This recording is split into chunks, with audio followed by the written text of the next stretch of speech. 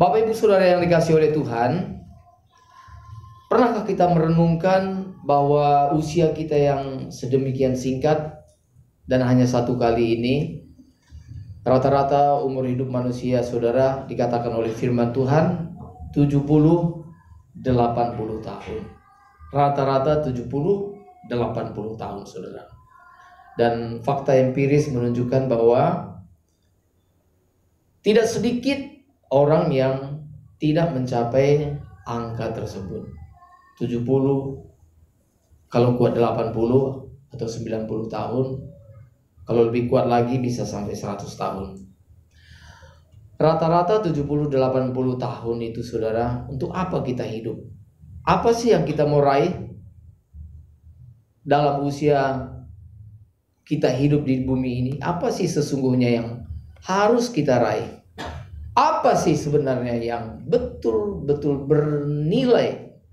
Nah ini saudara yang harus kita pahami. Apa yang bernilai? Apa yang penting? Apa yang sungguh-sungguh perlu yang harus kita kejar, dan untuk itu kita mempertaruhkan segenap hidup kita. Tentunya saudara, kita akan mempertaruhkan segenap hidup kita untuk sesuatu yang memang benar-benar bernilai. Dan apa yang bernilai itu bukan hanya anggapan kita saja itu bernilai, tetapi memang itu adalah sesuatu yang benar-benar bernilai. Seorang anak kecil saudara, dia nggak tahu bahwa yang ada di genggaman tangannya itu adalah berlian. Dia tidak tahu berlian itu adalah barang yang bernilai. Ada orang yang jahat berkata kepada anak ini, "Nak, sini kotorannya, ini om kasih coklat." Dan berlian itu disebut kotoran, kaca yang nanti bisa merusak. Ini ada makanan yang enak. Berlian yang bernilai itu ditukar dengan coklat. Mengapa saudara? Anak kecil nggak tahu nilai daripada berlian itu. Nah saudara yang dikasihi oleh Tuhan, kita hidup 70-80 tahun. Sudahkah kita menemukan apa yang sesungguhnya benar-benar bernilai dalam hidup kita sehingga kita mau meraihnya? Pertama saudara, kita harus mengetahui apa yang bernilai dan memang betul-betul bernilai. Dan Tuhan mengatakan, betul itu yang bernilai. Dan ketika Tuhan mengatakan bagi kita itu yang bernilai, maka kita akan kerahkan segenap hidup kita untuk meraih sesuatu yang bernilai itu. Yang bermasalah adalah tidak sedikit manusia sama seperti anak kecil tadi saudara. Tidak tahu apa itu yang bernilai, tapi sudah menghabiskan waktu, tenaga, pikiran, seumur hidup dikerahkan untuk meraih sesuatu yang sebenarnya tidak bernilai. Bahkan Rasul Paulus mengatakan, apa yang dulu aku anggap bernilai, apa yang aku anggap dulu penting, ternyata itu adalah tidak lebih dari sampah. Bahasa aslinya saudara, kotoran. Saudara, jangan-jangan yang kita perjuangkan hari-hari ini adalah hanya kotoran saja yang kita perjuangkan. Itu bahasa supaya mudah kita mengerti. Jangan-jangan yang kita perjuangkan di mana kita mati-matian bekerja hanya sampah saja. Dan begitu kita genggam dan begitu kita tutup mata, maka itu kita lepas, sudah kita nggak punya apa-apa. Maka saudara, ada seseorang yang mengatakan bahwa orang kaya memiliki banyak uang, orang miskin tidak punya uang. Tetapi ada orang yang lebih miskin daripada orang yang tidak memiliki uang, yaitu orang yang tidak punya apapun dalam hidupnya. Dia tidak punya belas kasih, dia tidak punya keadilan, dia tidak punya kerendahan hati, dia tidak punya hati untuk mencintai Tuhan, dia tidak punya mencintai hati untuk mencintai sesamanya. Yang dia tidak memiliki itu, satu-satunya yang dia miliki hanya satu, yang dia miliki hanya uang. Nah itu orang seperti itu di mata Tuhan orang yang sangat miskin sekali. Jadi orang kaya, orang yang banyak uang. Orang miskin, uangnya sedikit. Tapi orang yang lebih miskin daripada orang yang tidak punya uang tadi adalah orang yang tidak punya apa-apa selain uang. Saudara, ada orang yang seperti itu. Tidak sedikit ada orang seperti itu, saudara. Dia nggak punya apa-apa. Yang dia miliki hanya uang. Dia pikir semua bisa diganti dengan uang. Semua bisa dibayar dengan uang. Anak nggak lulus, oh bisa dikasih duit. Siapa ininya? Biar kita kasih. Semua urusan itu menggunakan duit. Dan dipikir bahwa dengan uang semuanya menjadi beres. Orang tua memperlakukan seperti itu dan anak-anaknya akan tumbuh menjadi orang-orang yang dia pikir bahwa money is everything. Uang itu adalah segala-galanya. Nah, saudara yang dikasih oleh Tuhan, ternyata kalau kita lihat dalam kitab suci, kita hidup 70-80 tahun, sebenarnya kita hidup di bumi ini 70 atau 80 tahun itu bukanlah hidup yang sebenarnya. Hidup yang sebenarnya adalah setelah kita hidup 70-80 tahun, lalu kita menutup mata, dan di balik kematian itu, saudara, kita memasuki yang namanya fase kekekalan. Dimana kalau misalnya saudara bayangkan ini, misalnya 70-80 tahun hanya sebatas mimbar ini saja, saudara. 70-80 tahun. Setelah itu hidup kita berakhir di bumi ini. Berakhir di bumi ini. Setelah itu kemana? Ini akan terus berlangsung, terus berlanjut sampai mana? Tak terhingga. Tak terhingga. Kalau dulu waktu kita SD dulu, saudara, itu namanya garis bilangan gitu ya. Garis bilangan itu terus menerus tak terhingga. Itu tidak akan berujung. Jadi saudara bayangkan 70-80 tahun dibanding dengan tak terhingga, maka 70-80 tahun ini menjadi tidak ada artinya. Jangankan 70-80 tahun, andai kata misalnya saudara jaga kesehatan, berdoa setiap hari, lalu saudara rajin check up ke dokter, akhirnya saudara mencapai usia misalnya 100 tahun. Orang sudah tergagum-gagum, berdecak gagum. Tapi usia 100 tahun juga ujung-ujungnya akan berakhir juga. 100 tahun berakhir, setelah itu memasuki masa kekekalan. Jadi saudara, kekekalan yang tak terhingga itu dibanding dengan 100 tahun itu tidak ada artinya. Andai kata misalnya saudara diberikan kesempatan oleh Tuhan, saudara punya umur 1000 tahun. 1000 tahun mungkin agak panjang, setelah panjang, tapi berakhir juga. Setelah berakhir akan memasuki masa kekekalan yang tidak ada habis-habisnya. Jadi kekekalan dibanding 1000 tahun, maka 1000 tahun itu pun tidak ada artinya. Lalu misalnya andai kata saudara hidup 1.000.000 tahun pun, wah saudara sengsaranya udah gak kira-kira ya, 1.000.000 tahun ya. Waduh, udah sengsara, yang lain udah mati out semua, dan saudara tetap ada gitu ya. Dan saudara hidup dengan generasi-generasi yang berapa ratus tahun gitu ya. Saudara tetap eksis gitu. Saudara pasti diangkat jadi ketua partai karena saudara udah sangat pengalaman sekali, ya, senior luar biasa gitu ya. Udah banyak tahu seluk-beluknya. Nah saudara, tapi setelah 1.000.000 tahun, maka itu pun akan berakhir juga.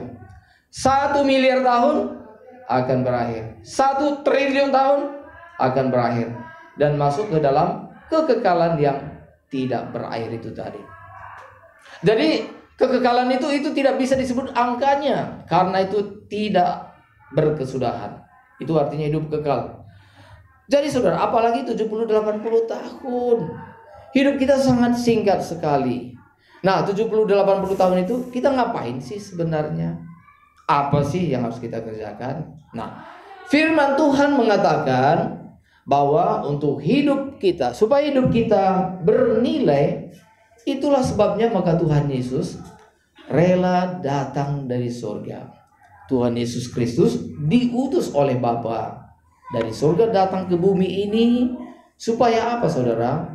Supaya kita diselamatkan. Apa artinya diselamatkan? Supaya kita dikembalikan kepada rancangan Allah yang semula. Rancangan Allah yang semula itu begitu sempurna, Bapak Ibu Saudara sekalian. Yaitu apa? Supaya hidup kita tak bercacat celah, seperti Tuhan Yesus. Supaya hidup kita sempurna sama seperti Bapa di surga. Nah, itulah sebabnya maka Tuhan Yesus bersedia datang. Jadi Tuhan Yesus, saudara, kalau kita berbicara tentang dagang, Tuhan Yesus sebenarnya, kalau Tuhan Yesus sampai turun tangan, kira-kira Tuhan Yesus menangani yang penting atau kurang penting? Penting ya. Kalau misalnya di satu sekolah itu, kalau misalnya presiden udah sampai turun tangan, itu pasti urusannya udah penting. Kalau yang nggak penting udah camat saja. Camat pun sebenarnya bilang udah Pak Lurah aja ke sana gitu. Kalau nggak terlalu penting gitu ya.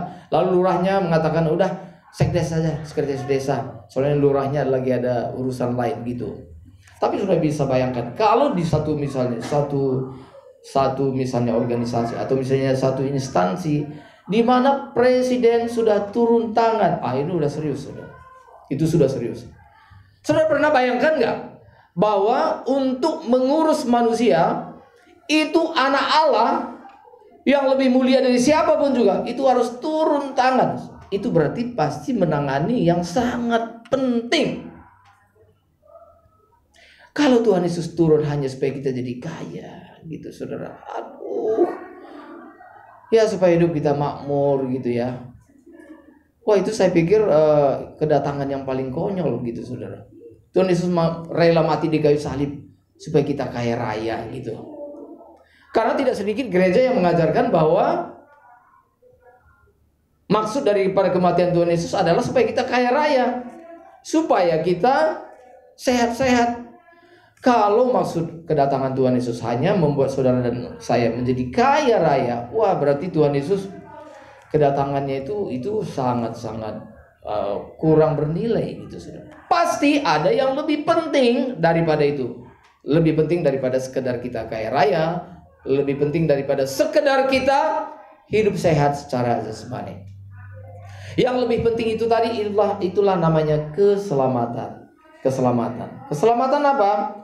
Hidup kita ditata, hidup kita diperbaharui, hidup kita diubahkan, karakter kita diubahkan.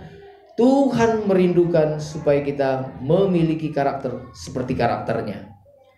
Karena itu yang menjadi kerinduan Tuhan. Tuhan rela datang, turun dari tempat yang maha tinggi, datang ke bumi ini. Jadi saudara, kedatangan Tuhan Yesus itu sangat penting sekali.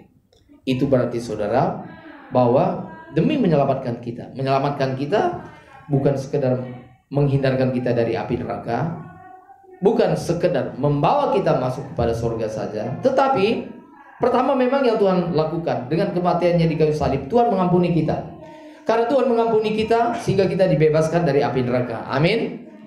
Karena Tuhan mengampuni kita, maka kita dipersiapkan menjadi anggota keluarga kerajaan Allah, yaitu kita memasuki surga atau langit baru, bumi baru yang kita kenal dengan LB3. Tetapi saudara, ini yang penting. Sebelum kita memasuki LB3 itu tadi saudara, maka selama hidup kita di bumi ini 70-80 tahun, nah sebenarnya kita sedang dipersiapkan untuk menyambut hidup yang sesungguhnya itu. Kita sedang dipersiapkan untuk memasuki kehidupan yang sebenar-benarnya di langit baru, bumi baru. Saudara, hidup kita 70-80 tahun itu sebenarnya kita sedang dipersiapkan. Kita sedang ditata, kita sedang diperbaharui, supaya setelah kita diperbaharui, baru kita siap untuk memasuki rumah Tuhan. Nah, jadi saudara, ini berbicara tentang apa? Perubahan karakter kita, perubahan hidup kita. Jadi kita bukan hanya diampuni saja, tetapi karakter kita berubah. Kita bukan hanya diampuni saja, tetapi saudara apa? Hati kita disucikan oleh Tuhan, sehingga hati kita menjadi suci sama seperti hatinya Tuhan. Sehingga saudara apa? Sikap kita sama seperti sikapnya Tuhan, dan perbuatan kita, karakter kita itu seperti karakternya Tuhan. Nah, itulah yang berkenan di hadapan Tuhan. Itulah yang penting bagi Tuhan. Sehingga untuk itu saudara, Tuhan Yesus rela turun dari surga. Itu berarti saudara, misi Tuhan itu saudara, yaitu untuk memperbarui kita. Saudara, saya bertanya kepada saudara, apakah dengan kematian Tuhan Yesus sekarang ini manusia semua baik-baik? Halo, jawab saya. Apakah sekarang ini manusia baik-baik? Ya, oke. Mana lebih mudah menemukan orang baik atau orang jahat? Saudara kalau jatuh di satu tempat gitu ya, oh pasti saudara ketemu orang jahat, ketemu orang yang tidak menyenangkan gitu, itu udah pasti gitu ya. Kalau ketemu dengan orang baik itu kayaknya harus diperjuangkan baru ketemu gitu ya. Nah saudara, coba kalau misalnya terjadi ledakan bom, itu mayoritas yang mati itu orang jahat daripada orang baik. Kalau misalnya di tempat-tempat umum begitu saudara. Mengapa? Sulit untuk menemukan orang yang baik. Tapi yang ingin saya mau katakan adalah begini, Bapak Ibu Saudara sekalian. Nah, sekarang Tuhan Yesus dia telah mati di kayu salib untuk mengampuni dosa kita dan juga untuk menyucikan hidup kita. Tetapi yang hidupnya disucikan oleh Tuhan tidak banyak. Tidak banyak. Nah, kalau begitu apakah Tuhan Yesus tidak rugi? Kalau misalnya saudara berdagang, saudara kan pasti survei dulu ya. Survei. Misalnya kalau saya berdagang ini, kiranya ini pembelinya banyak nggak? Betul nggak kira-kira saudara? Saudara kira-kira akan berdagang untuk sesuatu yang laku atau yang tidak laku? Ya, saudara tidak mungkin berdagang untuk sesuatu yang orang tidak sukai. Pasti saudara berpikir apa sih yang orang sukai gitu ya? Apa yang itu yang saudara perdagangkan. Betul kan ya saudara ya? Tapi setelah saudara survei, oh ini di sini kelihatannya ini suka ini ya, disiapkan. Ya. Wah, ini barang ini peminatnya banyak. Berarti itu yang diperjualkan. Ya, itu yang dijual gitu ya. Tetapi memang faktanya misalnya gini, ternyata yang membeli itu kan enggak seluruh rakyat Tangerang. Hanya beberapa persen saja. Tapi saudara pun sudah tahu. Kalau misalnya dari seluruh penduduk Tangerang ini saja misalnya, dari seluruh penduduk Perum misalnya, yang membeli katakanlah misalnya ada 100-200 saja, udah, berarti kita sudah untung gitu ya. Dan saudara siap berdagang. Demikian juga bagi Tuhan Yesus saudara. Saudara pernah merenungkan hal ini bahwa Tuhan Yesus datang memang untuk seluruh umat manusia, tetapi memang tidak semua diselamatkan. Apakah dengan demikian misi Tuhan Yesus gagal? Tidak. Hanya beberapa orang saja yang hidup berkenan di hadapan Tuhan. Oh, itu pun Tuhan sudah puas. Dan Pendeta Billy Graham pernah berkata demikian. Andai kata misalnya yang mau diselamatkan itu manusia di bumi ini itu hanya satu, itu saudara sendiri. Bayangkanlah misalnya tinggal di bumi ini satu-satunya adalah saudara sendiri. Saudara bayangkan. Saudara hidup dalam dosa dan saudara harus diselamatkan daripada dosa. Pendeta Billy Graham mengatakan, andai kata saudara hanya satu-satunya hidup di bumi ini, Tuhan Yesus pun dia tetap datang untuk menyelamatkan saudara. Artinya apa? Betapa kita berharga di hadapan Tuhan. Kalau kita baca kitab suci saudara, maka harga satu jiwa itu saudara, satu orang, itu lebih berharga daripada seluruh dunia ini. Kalau misalnya seluruh dunia dengan segala kekayaannya, ada emas, berlian, perak, uranium, natrium, apa segala macam, dengan segala kekayaannya, ada lautan, ada hutan, ada gunung, ada letusan gunung, segala macam.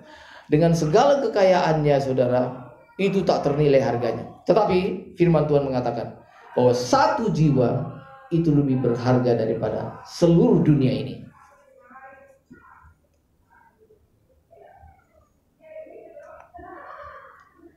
Kita jarang merenungkan tentang hal ini saudara. Kalau Tuhan mengatakan kamu lebih berharga daripada bumi ini, ya sudah. Nah ya, saudara, itu harusnya membuat kita wow begitu, amin. Saudara lebih berharga daripada seluruh bumi ini, amin. Iya, tapi seberapa penghayatan kita? Nah, ini berbeda-beda. Ada yang sungguh-sungguh menyadari, berarti saya orang berharga. Karena saya berharga, berarti saya nggak boleh hidup sembarangan, gitu. Tapi ada orang juga, ya masa sih, ya tapi nggak enak sama pendeta. Saudara lebih berharga dari seluruh bumi ini, amin, amin, gitu ya. Ya daripada ribut, gitu ya. Ya daripada ribut lebih baik kita damai aja dah, gitu ya. Tapi dalam hati sih nggak benar itu, gitu. Bisa juga nggak benar, masa sih, gitu ya. Tapi bisa juga, amin ya. Memang sih mengiyakan, tapi ya benar juga sih. Tapi penghayatannya masih permukaan aja gitu. Tapi ada orang yang amin gitu. Itu betul-betul udah mulai menyelam. Iya benar ya. Wah berarti saya luar biasa dong. Kalau saya lebih berharga daripada seluruh bumi ini, dunia ini, berarti saya luar biasa. Wah, orang seperti ini pasti mereka hidupnya nggak sembarangan. Amin, saudara. Amin. Nah, karena satu jiwa itu lebih berharga daripada seluruh bumi ini, Itulah sebabnya berarti satu jiwa itu mahal sekali. Karena mahal sekali, itulah sebabnya Tuhan Yesus rela mempertaruhkan nyawanya sendiri. Untuk apa? Menyelamatkan saudara dan saya. Saudara, apalagi yang diselamatkan oleh Tuhan Yesus mungkin ribuan, jutaan, mungkin juga tidak berlebihan. Kalau saya mengatakan miliaran, itu adalah jiwa-jiwa yang tak ternilai harganya. Saudara bisa bayangkan, kalau misalnya satu jiwa itu lebih berharga daripada seluruh bumi ini, apalagi kalau kita satu gedung ini, saudara. Apalagi seisi bumi ini, seisi dunia ini, saudara. Saudara bisa bayangkan itu nilainya seperti apa. Nah, itulah sebabnya maka Tuhan Yesus datang ke bumi ini, saudara, ke dunia ini, mati di kayu salib untuk menebus dosa kita. Dan bukan hanya untuk menebus dosa kita, tapi juga untuk mengubahkan karakter kita. Pada akhirnya, saudara, yang Tuhan cari daripada anak-anaknya adalah orang-orang yang hidupnya, yang hatinya disucikan, yang hidupnya diperbarui oleh Tuhan. Saudara akan menemukan nanti, misalnya dalam keluarga, suami yang menyenangkan itu apa? Suami yang bagaimana? Suami yang baik atau yang banyak duit? Yang baik banyak duit atau yang nggak ada duit jahat pula gitu? Waduh, ini lengkaplah sudah penderitaan gitu ya. Maka pada akhirnya yang sungguh-sungguh menyukakan hati istri misalnya adalah suami yang baik. Kalau suami yang baik pasti juga berkatnya ada gitu. Benar ya saudara ya? Iya.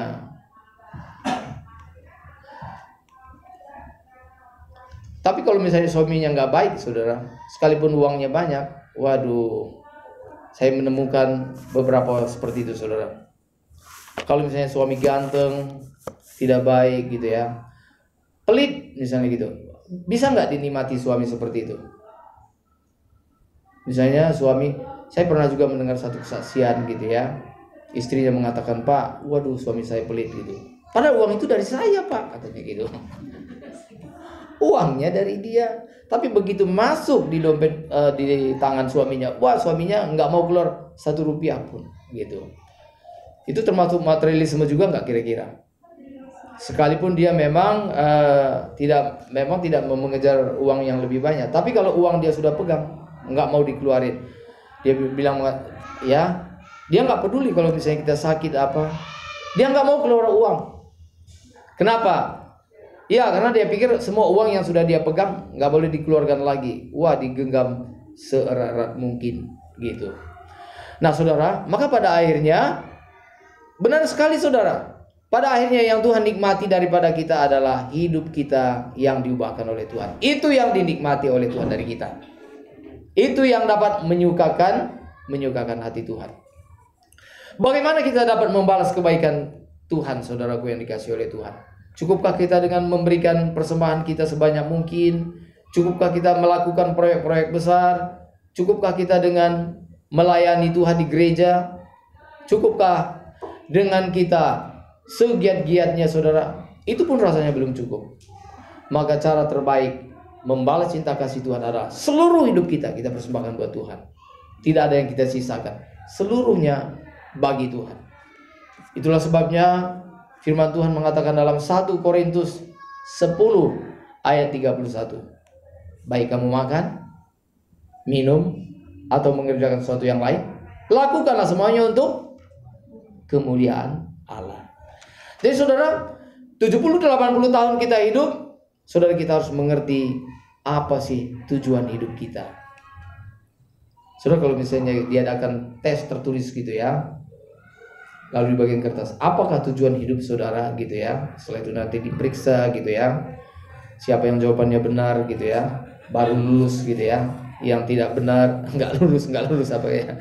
Saudara, apakah saudara sudah mengetahui apa sih sebenarnya tujuan hidup kita yang sebenarnya di hadapan Allah? Kalau kita lihat Alkitab, saudara, tujuan hidup kita itu sebenarnya ada 2 hal penting, saudara, tujuan hidup kita. Pertama tadi berdasarkan 1 Korintus 10 ayat 31, yaitu apapun yang kita lakukan untuk memuliakan Allah. Artinya tujuan hidup kita yang pertama adalah memuliakan Allah. Lalu yang kedua di dalam Mazmur pasal 73. Yuk kita baca bersama-sama. Mazmur 73 ayat 25 dan 26. Sebab kalau nggak dibaca Alkitab nanti wah ini pendeta ini dari tadi nggak ada baca Alkitab gitu. Padahal yang saya sampaikan apa kalau bukan Alkitab? Mazmur 73 ayat 25 dan 26. Yang sudah menemukan katakan amin. Ya. Yang belum menemukan katakan tunggu. Tunggu ya, kita tunggu ya. Mazmur pasal 73 ayat 25 dan 26. Yuk kita baca bersama-sama. 1, 2, 3. Siapa gerangan ada padaku di surga selain engkau? Selain engkau tidak ada yang kuingini di bumi. Sekalipun dagingku dan hatiku habis lenyap, gunung batuku dan bagianku tetaplah Allah selama-lamanya. Jadi yang kedua saudara, itu yang dirumuskan sebagai apa? Menikmati Allah.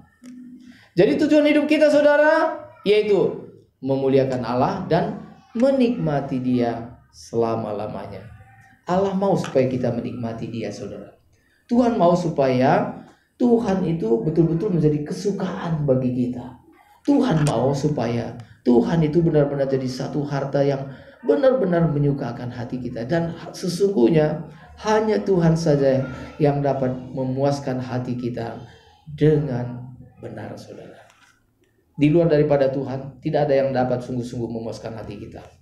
Itulah sebabnya maka seorang ahli yang bernama Blaise Pascal, dia mengatakan begini, bahwa dalam hidup manusia, itu kalimat itu sangat terkenal sekali dan banyak dikutip. Blaise Pascal mengatakan begini, dalam hidup manusia, dalam diri manusia katanya, ada satu rongga. Rongga itu besar sekali, dalam sekali, dan rongga itu tidak akan pernah dipenuhi dengan apapun juga, kecuali oleh sesuatu yang tak terhingga juga, yaitu apa? Hanya bisa dipenuhi oleh Tuhan saja. Jadi rongga dalam diri kita itu, kekosongan dalam diri kita itu hanya dapat diisi oleh satu pribadi, yaitu Tuhan.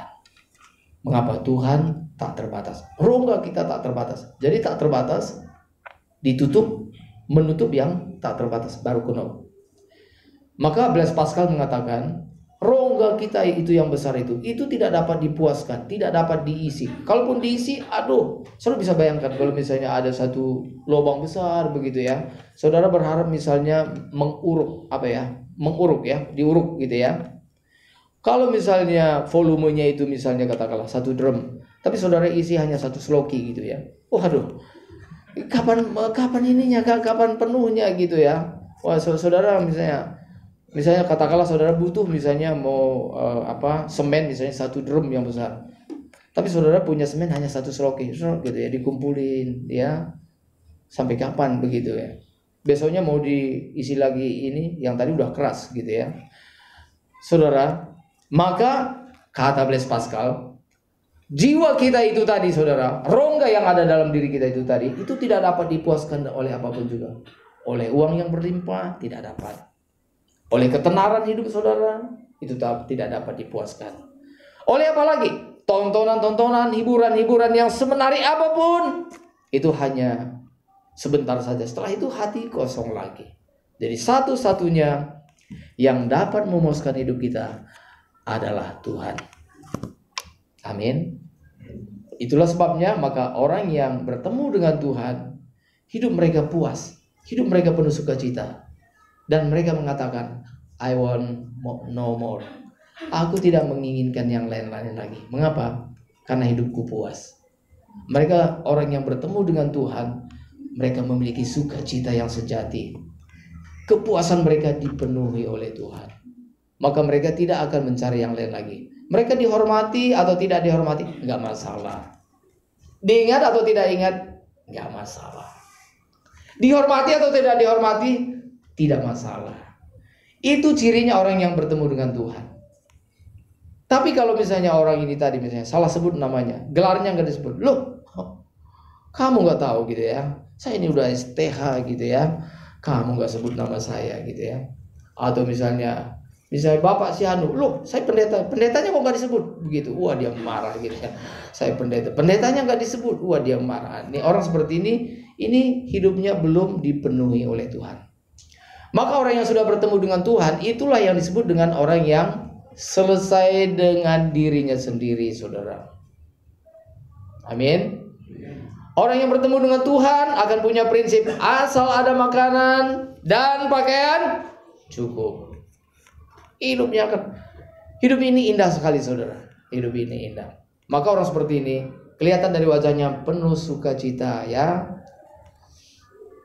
Ya, kelihatan sukacita. Oh, ini kelihatan dari wajahnya, kelihatan ada masa depan. Tapi orang yang terus tidak pernah puas, dari wajahnya bukan masa depan, masa lalu kelihatan gitu ya. Wajah yang penuh dengan kecemasan, harap-harap cemas begitu. Tapi orang yang bertemu dengan Tuhan, saudara, mereka yang hatinya sudah dipuaskan oleh Tuhan, mereka akan bekerja dengan sukacita dan mereka mengatakan, aku tidak perlukan apa lagi, apapun, nggak ada lagi yang terlalu aku perlukan, karena yang aku perlukan yang paling utama telah dipenuhi oleh Tuhan. Maka orang seperti ini, saudara, hidup mereka penuh dengan sukacita. Mereka melayani Tuhan, mereka melakukan yang terbaik bagi Tuhan. Mereka bukanlah orang yang mudah tersinggung. Bahkan mereka nyaris sulit tersinggung. Mengapa, saudara? Sebab Tuhan telah memenuhi hati mereka dengan damai sejahtera yang tidak terkatakan itu tadi, saudara. Nah, itulah orang yang hidup di hadapan Tuhan. Jadi kita selama 70-80 tahun, kalau begitu apa tugas kita, saudara? Memuliakan Allah. Memuliakan Allah itu, pengertian lain daripada memuliakan Allah adalah menyenangkan hati Tuhan. Jadi selama 70-80 tahun kita membenahi diri kita mempersiapkan diri kita. Kalau misalnya ini ada hal yang kurang, oh kita perbaiki. Ya. Jadi kita sedang diperbaiki setiap hari, saudara. Sama seperti yang dikatakan oleh Alkitab, sama seperti kalau perak itu tadi, saudara. Itu kita terus dimurnikan. Dimurnikan artinya apa, saudara? Murni artinya apa? Itu tidak tercampur dengan unsur yang lain. Misalnya kalau dulu ada tulisan, misalnya ada orang jual bensin, misalnya bensin murni. Apa artinya bensin murni?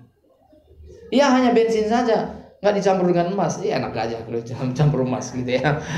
Hanya bensin saja, tidak dicampur dengan air. Kalau dulu misalnya bensin dicampur dengan minyak tanah misalnya, saudara, karena minyak tanah lebih murah. Kalau misalnya dulu, kalau saya nggak tahu ini ya. Tapi yang lebih celaka lagi adalah karena minyak tanah lebih mahal dicampur dengan bensin. Itu lebih berbahaya lagi. Wah, mau dia nyalain kompor karena dicampur dengan bensin, meledak gitu. Mengapa? Karena tidak murni. Saudara pun kalau hatinya tidak murni akan meledak. Maka hati kita harus murni, saudara. Amin. Hati kita itu harus murni, artinya tidak bercampur. Maka perak itu tadi, saudara, di dalam Alkitab itu dimurnikan. Saya pernah mendengar, bahkan perak itu, saudara, itu dimurnikan. Itu perak itu bisa dimurnikan sampai kira-kira 50 kali. Dibakar, dimurnikan. Lalu ketika pertama dibakar, maka unsur-unsur yang lain, kotoran-kotoran yang bukan perak, semua menyingkir. Lalu akhirnya yang betul-betul murni perak, 100% perak. Setelah 50 kali itu diproses, itu cirinya adalah orang yang memurnikan perak itu tadi, dia bisa melihat wajahnya dengan jelas di perak itu tadi. Oh, dia mengatakan, ini gambarku. Kita pun disucikan oleh Tuhan sampai Tuhan melihat gambarnya dalam diri kita. Dia melihat, oh, dalam orang ini telah ada gambarku, ini milikku. Karena yang ada di sini adalah gambar dan rupa Tuhan. Dan kita menjadi milik Tuhan. Saudara, satu kali kan ada orang menjebak Tuhan Yesus. Apakah orang Kristen gitu ya, apakah kita boleh memberikan persembahan kepada Kaisar? Apakah kita boleh bayar pajak kepada Kaisar? Nah, saudara pernah membaca ini di Alkitab ya. Jadi suatu kali orang mencobai Tuhan Yesus. Dan mereka membawa uang. Dan pertanyaannya adalah sederhana pertanyaannya. Mereka bertanya kepada Tuhan Yesus. Dia bilang, apakah kita boleh membayar pajak kepada kaisar. Nah saudara, kalau kita tidak memahami latar belakang ini memang kita agak sulit mengerti. Tapi ini latar belakangnya adalah pada masa itu saudara, orang Israel ada di bawah pemerintahan Romawi. Itulah sebabnya maka orang Israel yang menjadi jajahan Romawi itu salah satunya adalah diwajibkan bayar pajak. Nah ini dilema bagi Tuhan Yesus. Dilema bagi Tuhan Yesus. Kalau Tuhan Yesus mengatakan ya kita harus bayar pajak, waduh, maka Tuhan Yesus akan dicap. Ini antek-antek kaisar ini. Ini nggak setia kepada negara, nggak setia kepada Israel. Dia lebih memilih Romawi, gitu. Tapi kalau Tuhan Yesus mengatakan, waktu ditanya, boleh nggak kita bayar pajak? Kalau Tuhan Yesus mengatakan, jangan bayar pajak, mereka langsung lapor kepada kaisar. Itu Yesus Kristus tuh. Itu dia tidak mau bayar pajak, tangkap dia, gitu. Serba sulit kan? Tapi Tuhan Yesus, dia seorang yang berhikmat. Dan dia minta salah satu koin itu tadi. Dia tanya, ini lambang dan gambar siapa ini? Mereka bilang, ini lambang dan gambar kaisar. Tuhan Yesus mengatakan apa? Berikanlah kepada Allah apa yang menjadi milik Allah, dan berikanlah kepada kaisar apa yang menjadi milik kaisar. Wah, itu jawaban yang luar biasa sekali. Gambar kaisar itu milik kaisar. Kalau hidup saudara, gambar siapa di situ? Kalau saudara, dalam diri saudara ada gambar Tuhan, berarti saudara milik Tuhan. Berarti hidup kita harus kita kembalikan kepada Tuhan. Amin saudara. Itu artinya. Kalau dalam diri kita ada gambar Tuhan di situ, berarti kita milik Tuhan. Berarti kita harus mengembalikan segala sesuatu menjadi kepunyaan Tuhan. Jadi saudara, selama 70-80 tahun ini, itulah kerja kita saudara. Itulah sebabnya kita giat melayani Tuhan. Itulah sebabnya kita giat untuk terus membangun hidup kita saudara. Tuhan sudah memberikan sarananya bagi kita. Kuasa Roh Kudus diberikan supaya kita dimampukan untuk hidup benar. Kuasa darah Yesus telah diberikan bagi kita, sehingga dengan darah Yesus kita disucikan. Kuasa firman Tuhan diberikan bagi kita, sehingga dengan kuasa firman Tuhan hidup kita boleh diperbaharui. Jadi saudara, satu kunci kita menjadi orang Kristen yang benar selama 78 tahun ini adalah satu kata, yaitu perubahan. Dan perubahan hidup saudara, yang pertama-tama yang paling mengetahui adalah orang yang paling dekat dengan saudara. Sebutlah pasangan saudara. Kalau dengan pasangan kan kita nggak bisa nutup-nutupi kan, kita nggak bisa pura-pura ya kan. Langsung ketahuan yang paling kenal kita kan pasangan kita, betul nggak? Iya, betul kan ya. Maka kadang-kadang saya dengan istri saya begini, saya bilang, saya pendeta loh, sopan sedikit gitu, bercanda gitu. Saya pendeta loh, hormat sedikit gitu ya. Oh ya enggak, maksud saya begini Pak Pendeta, katanya gitu ya. Kita bercanda gitu ya. Artinya bahwa kita ini tahu dalamannya kita, ya tahu semua kelemahan-kelemahan kita. Entah kita ini ada berubah atau tidak, yang paling tahu kan pasangan kita. Kalau sampai pasangan kita mengatakan begini, misalnya ya, terutama nih bagi para suami nih, kalau sampai istri mengatakan begini, Pak, kamu itu banyak berubah ya, aduh, saya bangga loh, saya senang melihat perubahan kamu. Waduh, itu bisa makan-makan itu, bisa makan-makan nanti, betul ya? Ya. Apalagi istri mengatakan dengan berurai air mata, wah itu serius benar itu, waduh, papa banyak berubah gitu ya. Tapi jangan seperti lagu Manado, Ngana Solaeng katanya. Itu artinya dulu setia kok malah jadi sekarang nggak jelas gitu ya. Demikian juga dengan pasangan misalnya, ibu-ibu juga. Kalau sampai suaminya bilang, "Ma, kamu setelah ini kamu banyak berubah." Aduh, saya bangga, saya senang gitu ya. Cuma suami kadang-kadang kan malas sekali bicara gitu. Ya kalau udah berubah ya memang udah harus berubah gitu ya. Ya biasa aja gitu ya. Malah nggak dipuji. Nanti kalau ngomong ntar gede kepala jadi sombong lagi nanti gitu ya. Jadi nggak dia. Maka suami-suami agak jarang bicara gitu ya. Betul ya Pak Purba ya? Ya padahal istri itu misalnya banyak perubahan apa gitu. Ya, oh ya begitu ya, luar biasa ya gitu ya. Ya, tapi artinya juga memang nggak juga harus selalu berbicara. Dari sikap kita juga kan kita tahu bahwa kita menghargai. Seperti dulu misalnya begini, ada satu misalnya motivator pembicara mengatakan, wah setiap hari kita harus mengucapkan 3 kata katanya setiap hari ya dengan pasangan kita, beritahu I love you gitu ya. Saya nggak setiap hari gitu. Ya sekali-sekali mungkin pun udah selama setahun nggak ada saya ngomong I love you gitu. Tapi dari sikap saya kan dia tahu bahwa saya betul-betul I love gitu ya kan, love can love I love you gitu kan. Kan lo mesti selalu ngucapin I love you gitu ya. Iya. Terus katanya tiga kata. Satu tadi apa? I love you. Yang kedua apa katanya? Harus bilang apa? Terima kasih gitu ya. Terima kasih. Tapar pikirin. Terima kasih gitu ya. Enggak maksudnya. Tapi kata-kata terima kasih juga mungkin juga nggak setiap hari. Tapi memang perlu loh. Ya, jangan miskin dengan kata terima kasih. Saya pernah mendengar dari seseorang, ada satu wilayah katanya, mereka memang tidak punya kamus terima kasih gitu. Nggak punya kamus itu. Misalnya sudah ditolong ya udah gitu. Nggak ada istilah terima kasih walaupun bahasa lainnya misalnya thank you atau moleate gitu. Xie gitu ya. Tapi ya, saya mendengar di satu tempat katanya, entah benar atau tidak, mereka nggak ada bahasa istilah terima kasih gitu ya. Tapi unik juga gitu ya. Kita ada bahasa terima kasih, kenapa nggak diucapkan? Nah itu masalahnya, ya kan? Nah, kita lebih berdosa dong. Kita ada kalimatnya. Oke. Bolina kapan terakhir mengucapkan xie gitu ya? Ya. Bahasa lain dari xie apa? Ya arigato ya. Kamsia gitu ya. Oke. Lalu yang ketiga katanya apa? Ada yang tahu? Tadi I love you. Yang kedua xixi. Nah, yang pertama tadi ni homa, ya kan?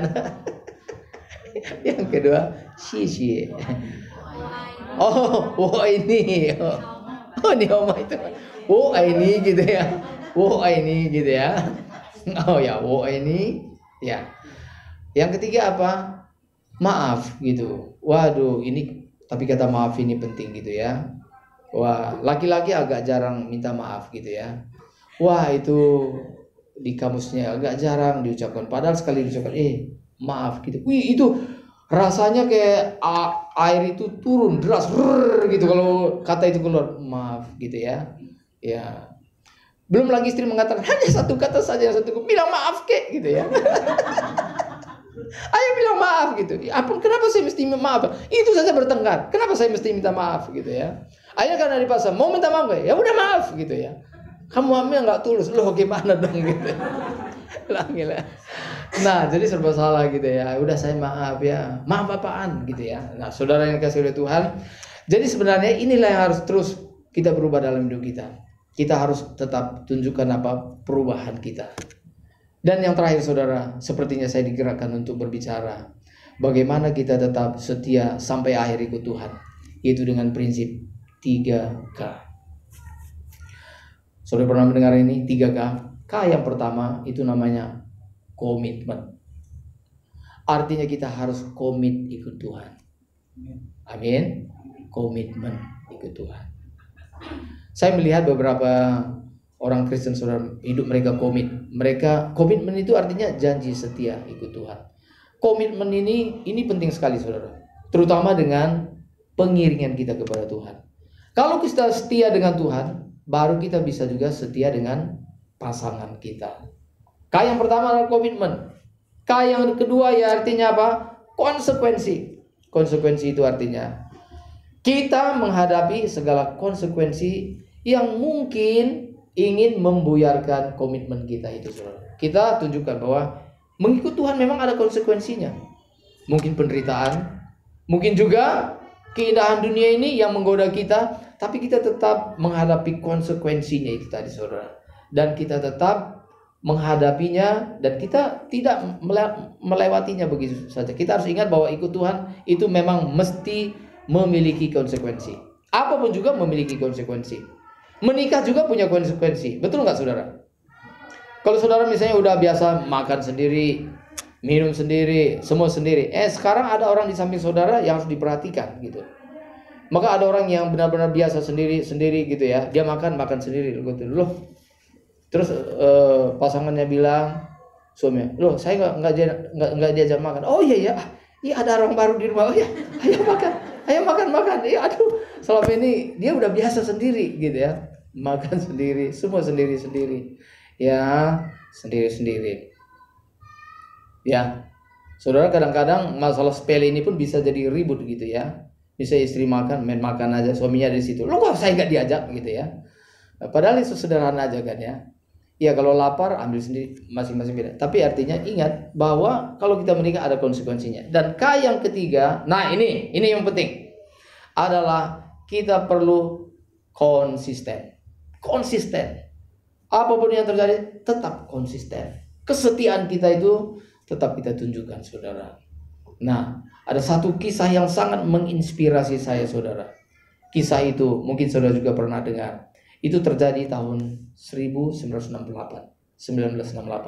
Siapa di sini yang udah lahir tahun 68? Itu di kota Meksiko. Itu diadakan lomba maraton. Dari maraton itu apa? Olimpiade maraton. Itu seluruh dunia mengirimkannya.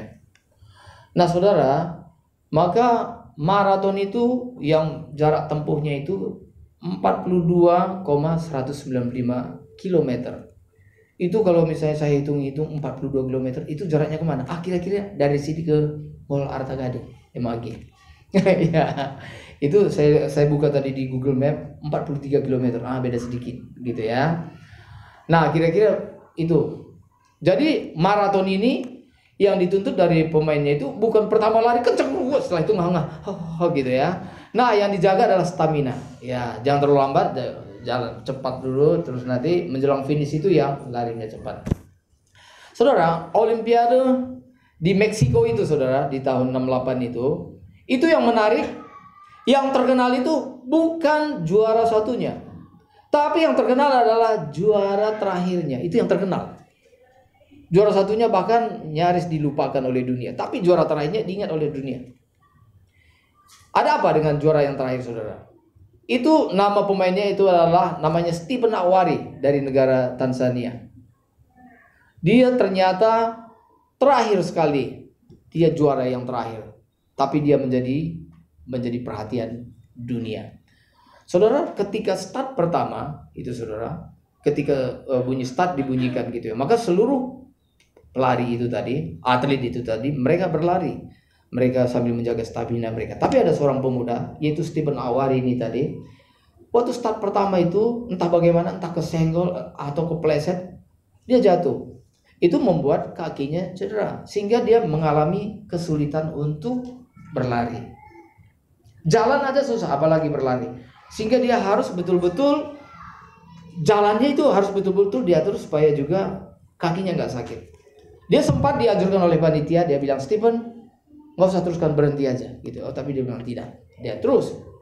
Nah, saudara, lalu apa yang terjadi? Lalu berapa waktu kemudian gitu ya, lalu di gelanggang stadion itu tadi, saudara, maka muncullah di garis finish itu tadi, semua pelari-pelari itu tadi tiba satu persatu. Maka pelari yang pertama sampai itu menjadi juara satu. Seluruh penonton tepuk tangan dengan gemuruh. Kemudian peserta yang kedua juara 2, yang ketiga juara 3, lalu yang keempat juara harapan 1 gitu ya. Lalu datang yang kedua juara harapan 2, yang ketiga juara harapan 3, yang keenam udah. Lalu datang yang berikutnya itu harap-harap aja gitu ya. Lalu yang berikutnya udah nggak punya harapan gitu ya. Nah, akhirnya saudara, setelah semua pelari itu tadi semua sampai di stadion gitu ya, maka diumumkan siapa pemenangnya, dan itu disorot dengan TV gitu ya, nama Olimpiade gitu ya, penonton ribuan gitu. Saudara, setelah selesai pembagian hadiah dan sebagainya gitu, maka seluruh penonton pulang, semua pulang. Maka di stadion itu tinggal hanya beberapa petugas kebersihan yang nyapu-nyapu dan beberapa kru TV yang sedang memberes-beresi kabel mereka. Nah, ketika mereka sedang beres-beresan itu, ternyata dari ujung stadion itu tadi, saudara, muncul pelari yang terakhir. Dia bukan berlari lagi, jalan terseok-seok gitu. Akhirnya sampai di garis finish dan dia berlutut, praise the Lord. Dia udah sampai di garis finish. Waduh, nggak ada lagi yang bertepuk tangan. Siapa? Penonton udah pulang. Siapa lagi ya? Nggak ada. Tapi pemandangan itu menjadi perhatian bagi kru TV, bagi reporter. Dia mengatakan, oh, pasang kamera sekarang, pasang kamera. Kita mau wawancarai dia urusan ini orang dari mana ini? Sejenis apa itu orang gitu ya? Kira-kira seperti itu. Ini orang dari mana? Dari mana kita perlu tanya ini gitu ya? Apa maksudnya ke sini? Gitu kira-kira seperti itu. Nah, saudara, begitu sampai lalu ini tadi wawancara, dia bilang sini. Oke, ditanya, Kak, kamu siapa namanya? Nama saya Stephen Awari, masih terengah-engah gitu. Oh ya, dari negara mana? Dari negara Tanzania gitu.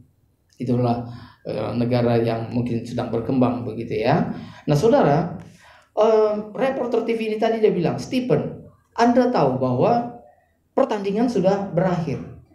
Juara 1, 2, 3, juara harapan 1, 2, 3, bahkan yang nggak punya harapan semua udah ketahuan. Dan penonton, hadiah sudah dibagikan.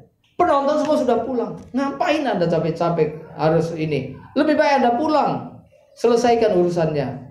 Mengapa Anda mesti sampai di garis finish seperti ini, sampai di stadion? Nah, jawaban daripada Stephen Awari itu sudah itu luar biasa.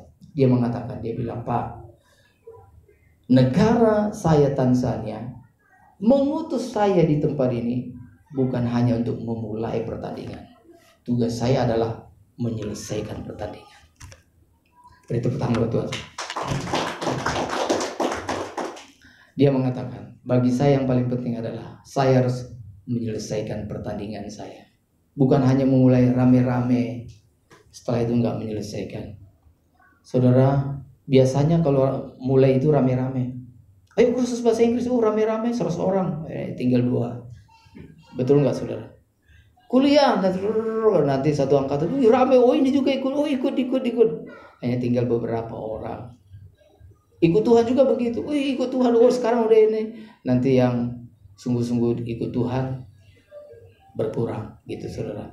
Saudara, 3 kali ini tadi saudara harus kita lakukan dalam hidup kita. Kita konsisten ikut Tuhan sampai Tuhan panggil kita, sampai kita menerima mahkota daripada Tuhan. Kiranya Tuhan memberkati kita.